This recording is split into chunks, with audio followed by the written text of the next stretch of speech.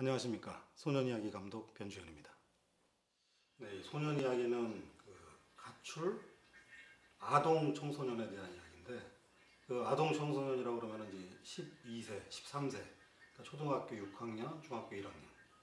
이 정도 되는 애들이 1년에 가출하는 숫자가 너무나 20만 명이라는 놀라운 숫자에 내가 한번 놀랐고, 그리고 부모들이 이제 자기 아이들을 찾아달라고 국가에 신고를 하는데 그 숫자가 한 1년에 3만 명 정도밖에 안 돼요.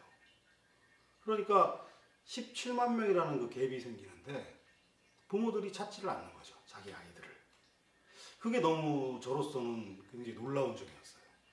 그럼 그 아이들이 거리에서 어떻게 살아나갈까? 무엇을 하면서 살까? 살 수는 과연 있을까? 이렇게 해서 출발해서 소년이야기라는 영화가 만들어지게 된 것입니다. 제가 서울역에 새벽에 갔다가 실제로 그 아이들이 모이는 걸 봤어요. 그때 제가 봤을 때는 한 100여 명 정도가 모여서 뭔가 회의를 하고 싹 흩어졌는데, 제가 그때 봤을 때는 그 아이들이 지하철 1호선, 얘네는 2호선, 얘네는 3호선, 얘네는 4호선 이렇게 나눠서 껌을 팔고 국어를 하고 그런 아이들처럼 보였거든요. 그런데 리더가 하나 나왔는데, 영화에도 등장을 하지만 그 아이도 역시 어린아이예요. 그 어린아이가 마치 어른 조폭이 가지고 있는 그런 분위기가 막 나면서, 카리스마라 그럴까? 도저히 제가 어른인데도 그 눈빛을 똑바로 쳐다보기가 힘들 정도로 그런 어떤 아이가 그 전체를 이렇게 통솔을 하더라고요. 그래서 야, 이건 정말 만화 같은 이야기고 영화 같은 이야기다. 근데 내가 그걸 실제로 봤으니까. 그래서 그 장면을 이제 주변 사람들한테 이야기를 하면 믿지를 않아요. 그게 어떻게 가능하겠느냐. 아이들이 앵벌이들이 모여 있으면은 깡패들이 뒤에 있고 어른들이 뒤에 있고 보통 다 이렇게 이야기를 하거든요. 근데 제가 본 거는 그렇지가 않았어요. 다 아이들이었고 아이들끼리 나누고 흩어지고. 그래서 거기에 대해서 이제 여러 가지 자료를 찾아보고 조사하는 과정에서 그것이 사실이고 실제로 아이들이 그렇게 살고 있다는 것을 알게 된 거죠. 그래서 아이들이 국어를 하는데 굉장히 짧은 시간에 몇만 원을 버는 거예요. 쉽게. 그러니까 아이들은 돈에 대한 개념이 없으니까 오늘 많이 국어를 해서 많은 돈을 벌어야 되겠다가 아니고 그냥 한 3, 4만 원 벌면 그거로 짜장면 사 먹고 하루를 사는 거죠. PC방 가서 놀고. 그러니까 그런 아이들이 어른들의 어떤 간섭이 없이 거리에서 아주 위험하게 살아나가고 있는 아이들이 우리 주변에 있는 거죠. 근데 우리는 모르는 거죠. 우리 눈에 띄지가 않으니까요. 제가 궁금하게 생각했던 부분은 과연 아이들끼리 거리에서 살아나갈 수 있을까 하는 부분이었어요. 어떻게 돈을 벌고 어디서 자고 무엇을 하고 살아나갈까. 근데 제가 조사한 바에 의하면 돈도 잘 벌고 또 잠자리도 길거리에 자기도 하고 또 찜질방 가서 자기도 하고 아니면 3, 4, 5 모여서 조그만 방에서 가출팸이라는 것을 만들어서 살기도 하고, 길거리에서 아저씨 저 차비 없는데 1,000원만 주세요 하는 것이 쌓이면 몇만 원 되니까 그렇게 해서 살아나간다는 거에 정말 너무 감독으로서도 놀랐고, 그런 아이들이 우리 주변에 있다는 거죠. 실제로 가장 기억에 남는 장면은 아무래도 이제 라스트 씬인데, 주인공이 이제 실제 그 나이 12살, 13살 되는 아이다 보니까 연기가 좀 프로 배우가 아니니까, 그래서 일부러 이제 라스트 씬을 제일 마지막에 찍었어요.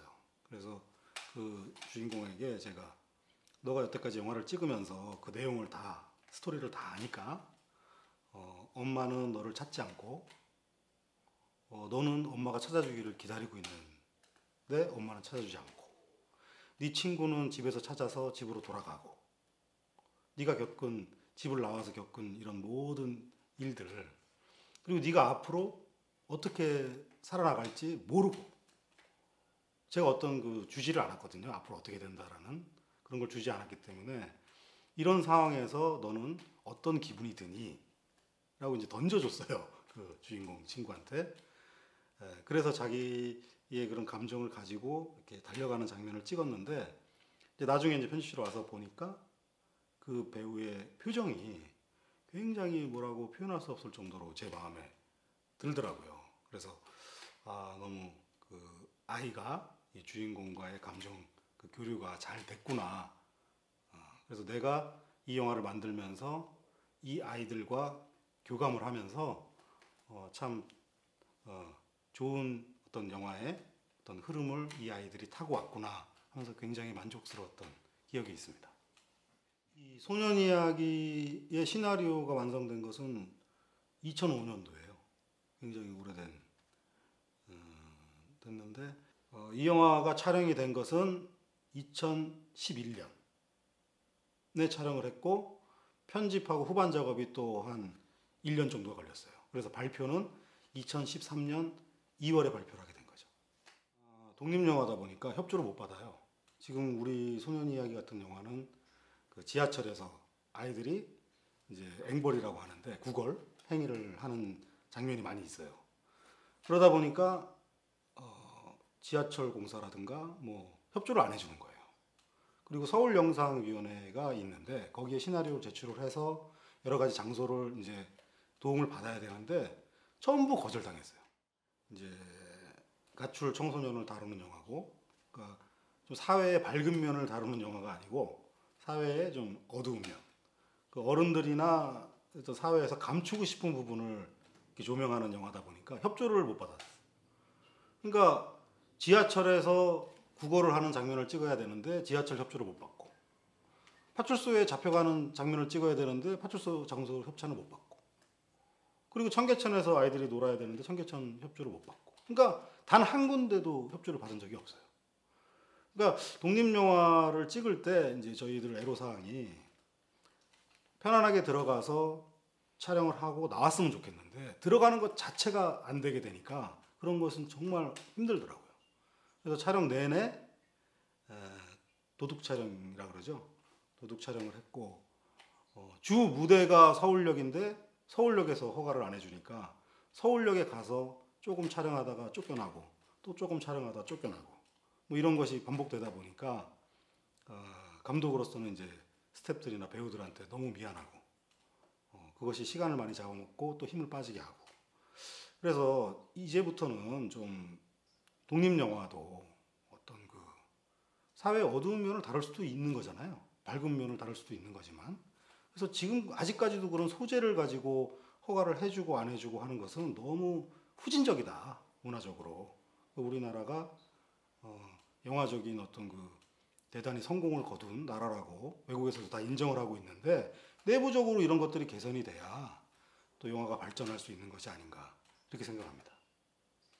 역시 독립영화다 보니까 너무나 작은 스태프들, 촬영, 감독 이렇게 조 감독 셋이서 하다 보니까 장비들이 일단은 너무 이제 많지 않았고, 그 다음에 카메라 이동이 또 용이하지 않았고, 그래서 이 영화를 본 사람들은 이제 그런 걸 생각 안 하면 카메라 움직임이 너무 많이 없는 거 아닙니까?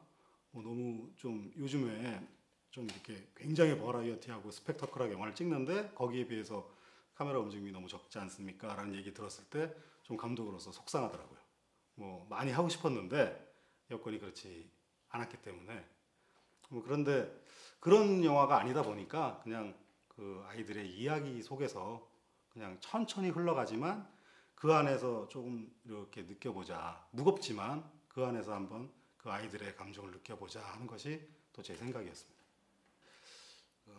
처음에는 조금 더 돈을 들여서 약간은 상업적인 코드로 만들려고 했는데, 물론 이제 투자자들이 상업적인 어떤 그런 가능성을 여기서 찾지 못했기 때문에 투자가 좌절되고 실패되고 하면서 시간이 많이 지체가 됐어요. 그래서 소년 이야기 같은 스토리에 투자를 할 사람은 아마 없을 것이다 라는 결론을 내고 이제 자비로 만들게 된 거죠.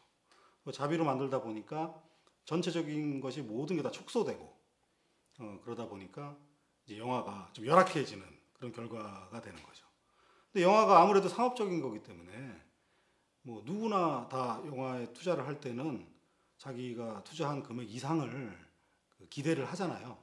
근데 독립영화는 좀 그런 기회를 못 갖는 어떤 구조이기 때문에 굉장히 열악한 환경에 처해 있다라고 생각합니다. 이제 올해 2월 달에 이제 유바리 영화제 갔다 왔는데, 유바리 영화제도 그 일본에서는 꽤 그 규모가 있는 영화제예요. 그래서 한 340편 정도가出품이 되는, 그 안에서 경쟁 부분이라고 그러면 10편 안에 들어가는 거거든요. 그래서 그 경쟁 부분 영화들을 다 보고 또 제 영화도 또 관람을 했고 그랬는데, 한국 영화가 제 영화 하나밖에 안 나가서 그런지 굉장히 관객들의 반응이 좋았어요. 근데 그분들도 역시 물어보는 것이, 저 이야기가 사실입니까? 저게 지금 서울의 현실입니까? 라고 물어보더라고요. 그래서 저는 네, 그렇습니다 라고 대답을 했죠. 있습니다, 지금 서울에서도 저런 아이들이. 그런 이야기들이 제가 뭐 우리나라 이야기라고 해서 부끄럽다고 감추는 것이 아니고, 우리나라의 어두운 면이지만 우리나라 지금 현실이 이렇습니다라고 얘기를 하고 일본 분들도 놀라고 하면서 또 자기네 나라를 돌아볼 수 있는 기회를 갖는 거니까 굉장히 좋은 기회였다고 생각합니다.